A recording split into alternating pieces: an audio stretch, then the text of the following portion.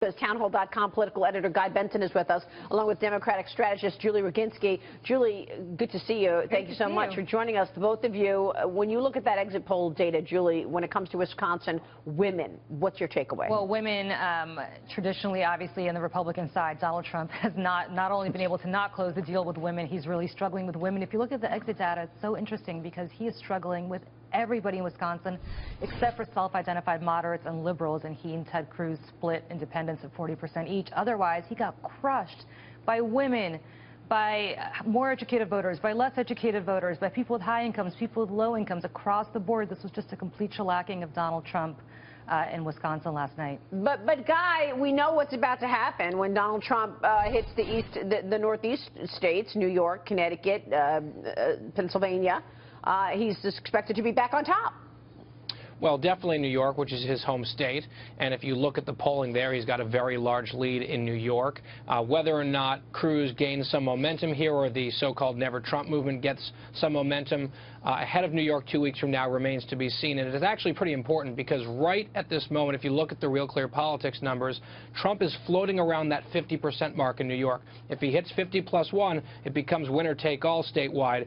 But if they can hold him beneath that 50% mark, then it's a proportional delegate allocation process. So that'll be interesting to watch in the next 2 weeks. But for now, Julie's absolutely right. A drubbing of Donald Trump in Wisconsin across the board. He lost 2/3 of women voters. And I think very tellingly, 58% of Republicans in Wisconsin said that they would be either concerned or scared if Donald Trump became president. That's his own party. So, Guy, why aren't Republicans, both Ted Cruz and Donald Trump, talking more about the economy? You know, for the last 2 weeks, it's all been about the sleaze factor, you know, whose wife is prettier than the other. And every poll shows that the American people really care about is jobs and the economy. I'm not hearing that message from the Republicans. Well, the message is there, particularly from Ted Cruz, but what does the media cover? The media loves the tweets. They love the acrimony and the shots back and forth that makes for better TV, better sound bites, better print. But, you know, both guys are talking about the economy. John Kasich, God bless him down there, is talking about the economy as well. But what makes headlines is salaciousness and excitement, and that's the one thing Donald Trump's really good at. It has made me chuckle this morning hearing all my Democratic counterparts talking about, oh, let's not talk about our side. Let's talk about how bad the Republicans are. And Mark Penn dodged my question, so Julie, I'm going to ask it. Sure, go for it. Bernie Sanders has now won 7 of the last 8 contests. Right. In any other election, it would be, he has all the momentum, he's going to win, everybody should rally around him.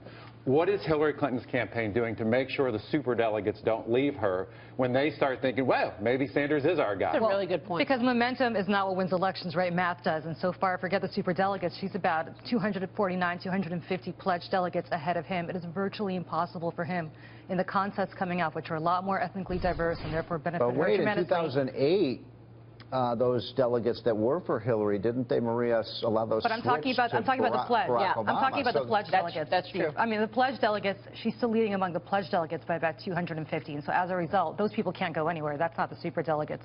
And so for Hillary, coming up, New York, New Jersey, California, Pennsylvania, much more diverse states, and as a result, much more beneficial to her than the primarily white Bernie states. Sanders is catching up to Hillary in New York. It doesn't matter. She's going to win New York most likely. Most likely. So don't forget that Daily News article matter. Huge for family benefits. Are you saying the superdelegates don't matter because they could go anywhere? It doesn't. The superdelegates obviously matter at the end of the day, but right now the superdelegates have no reason to go against the quote-unquote will of the voters because the voters so far have given her more. You're virtually saying there's no race on the Democratic side. I'm saying he's got the money to keep going, Bernie Sanders. He certainly has, as you said, the momentum. What he doesn't have is the math, and the math is ultimately what's important. He doesn't have the votes.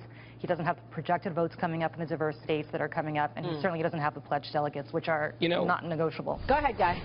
You know, I just think it's really important to point this out because Julie's analysis, as is often the case, spot on here. But I hope if you are a Bernie Sanders supporter, if you're a young Bernie Sanders supporter watching us right now, listen to what you are hearing from your party. You're hearing this every single day Bernie Sanders has no chance. Right. The race is over. Look at the superdelegates, these special elite people.